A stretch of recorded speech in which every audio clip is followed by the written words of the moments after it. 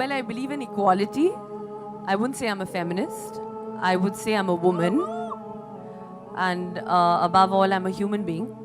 But also, I mean, I'm as proud to be known as Saif Ali Khan's wife as I am to be Kareena Kapoor. So, نے ایک بہت اچھا سوال پوچھا.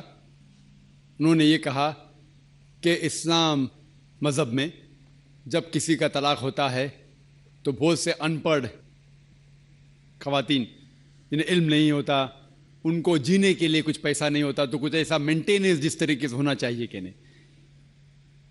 جو اس کے مین وجہ ہے جو آج کے معاشرے میں یہ ہو رہا ہے وہ ہے کہ اسلام کا کم علم ہونے کی وجہ سے یہ چیز ہو رہی ہے. اگر ہر انسان اسلام مذہب کو صحیح طریقے سے سمجھ سکے تو میں یہ کہنا چاہتا ہوں کہ جو حقوق خواتین کے اسلام میں ہیں وہ کوئی بھی مذہب میں نہیں، کوئی بھی سوسائٹی میں نہیں ہے. پہلا چیز یہ کہ ہم دیکھتے ہیں کہ ہمارے ہندوستان کے کلچر میں عام طور پہ کسی کی شادی ہوتی ہے جب، تو اکثر عورت مرد کو دہیج دیتی ہے، اسے کہتے ہیں ڈاوری دیتی ہے عام طور پہ. اور اسلام میں الٹا ہے. اسلام میں اللہ تعالیٰ فرماتے ہیں سورہ نساء میں سورہ نمبر 4 آیت نمبر 4 میں کہ جب بھی آپ شادی کرو تو اپنی ہونے والے بیوی کو ایک گفٹ دو، تحفہ دو. ہم جسے کہتے ہیں مہر نکاح ہونے کے لیے فرض ہے. ہمارے اس دیش میں عام طور پہ الٹا ہوتا ہے کہ وہ عورت ہونے والے مرد کو دہیج دیتی ہے، اور مارکیٹ کے اوپر ڈیپینڈ ہوتا ہے. اگر وہ ڈاکٹر ہے تو وہ مانگے گا 1 کروڑ روپیہ یا 10 لاکھ، ڈیپینڈ کون سے علاقے سے آتا ہے. انجینئر ہے تو 5 لاکھ، گریجویٹ ہے تو 1 لاکھ، جیسے بھیڑ بکریوں کا بکتے ہیں. اور افسوس کی بات ہے کئی مسلمان بھی اس کو عمل کرتے ہیں، بالکل غلط ہے. اسلام میں دہیج لینا عورت سے زبردستی بالکل حرام ہے. الٹا ہونے والے شوہر کو مہر دینا چاہیے اور اپنے برابر کا مہر دینا چاہیے. لیکن افسوس کی بات ہے کہ دہیج لینا چھوڑیے، اگر ہنٹ بھی دینا، دہیج کو ہنٹ دینا کہ میرا بیٹا مرسڈیز کار میں گھومنا چاہتا ہے، ہنٹ دے رہے کہ اس کو دہیج میں مرسڈیز کار چاہیے. میرے بیٹے کو 4 بیڈ روم فلیٹ میں رہنے کی عادت ہے، انڈیکیشن ہنٹ دے رہے کہ مجھے دہیج میں 4 بیڈ روم کا فلیٹ چاہیے. یہ بالکل اسلام میں حرام ہے. زبردستی مانگنا، اگر خوشی سے، اگر اس لڑکی کے والدین کچھ دینا چاہتے تو آپ لے سکتے خوشی سے. زبردستی آپ لے نہیں سکتے، نہ آپ اس کو ہنٹ دے سکتے کہ مجھے فلیٹ دو یا پیسہ دو. اسلام میں الٹا ہے. اسلام میں عورت کو مہر ملتا ہے شادی میں، اور مہر نکاح ہونے کے لیے فرض ہے. اور مہر یہ خود عورت بھی طے کر سکتی کہ میں تم سے شادی کروں گی جب تک آپ مجھے 1 لاکھ روپیہ نہیں دیں گے. وہ الگ بات ہے کہ وہ غریب شوہر ہے، غریب آدمی بولے گا میں 1 لاکھ نہیں ہے، آپ کوئی دوسرے مرد کو ڈھونڈو، میں دوسری لڑکی کو ڈھونڈوں گا، یہ بھی جائز ہے. تو وہ لڑکی دوسرے شوہر کو ڈھونڈیں گی، ٹھیک ہے نا. لیکن وہ کہہ سکتی مجھے 1 لاکھ چاہیے، 5 لاکھ چاہیے، 10 لاکھ چاہیے، کچھ بھی کہہ سکتی ہے. اگر شوہر کے پاس قوت ہے وہ دیں گا، نہیں قوت ہے تو نہیں دیں گا. اسی لیے عرب ممالک میں لڑکی لوگ اتنا ڈیمانڈ کرتے ہیں کہ ان کو عرب خواتین سے شادی کرنا مشکل پڑ جاتا ہے، کیونکہ وہ جانتے ہیں اپنے حقوق کو. سورہ نساء کی سورہ نمبر 4 آیت نمبر 20 کے آیت میں لکھا ہے کہ آپ انہیں سونے کا پہاڑ بھی دے سکتے ہیں مہر میں، اور آپ اسے ایک آیت بھی سکھا سکتے ہیں، وہ بھی مہر ہے. اگر آپ کے پاس پیسہ نہیں ہے اور وہ آدمی کہتا ہے کہ میرے پاس پیسہ نہیں، میں آپ کو قرآن شریف کی آیت پڑھ کے سناؤں گا، وہ بھی مہر ہو گیا. تو مہر کی کوئی حد نہیں ہے، نہ نیچی حد ہے نہ اوپر حد ہے. اپنے اپنے سٹیٹس کے اکارڈنگ وہ مہر طے کر سکتے. اور یہ مہر کی کئی وجہ ہے. ایک وجہ ہے کہ مثال کے طور پہ اس لڑکی کے والدین نے اس کی پرورش کی، اسے گریجویٹ بنایا، تعلیم کے اوپر خرچہ کیا، تو مہر ملنے کے بعد اس عورت کی وہ اپنی جائیداد ہو جاتی ہے. وہ چاہے اپنے والدین کو دے، چاہے خود رکھے، یا اس کو کوئی بزنس میں لگا دے، کوئی تجارت میں لگا دے، اس کا حق ہے.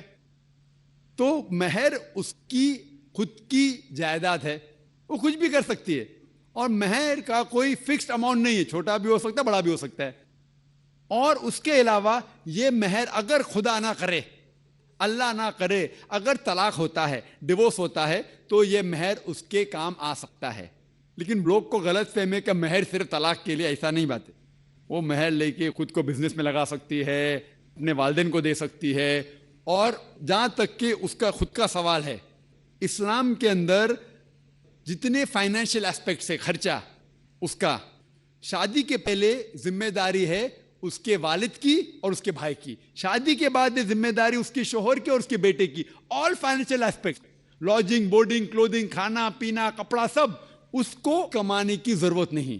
یہ حق ہے مرد کو دینے کا. تو financially she is more strong, she is very strong financially. جہاں تک کہ مالی حالات میں اسلام میں عورت کا درجہ بہت اونچا ہے. جہاں تک کہ بہن نے سوال پوچھا کہ طلاق ہونے کے ٹائم پہ اسے مینٹیننس کیوں نہیں ملتا، بہت اہم سوال ہے. پہلے ہم یہ جان لیں کہ جب اللہ سبحانہ و تعالیٰ خواتین کو اتنے حقوق دیے، حقوق دینے کے باوجود اللہ سبحانہ و تعالیٰ عدل کرتے ہیں، جسٹ ہے. کیونکہ جب بھی طلاق ہوتا ہے گھاٹے میں جاتا ہے مرد اسلام میں زیادہ. کیونکہ جب طلاق ہوتا ہے اسے اگر وہ مہر نہیں دیا ہوگا دینا فرض ہو جاتا ہے.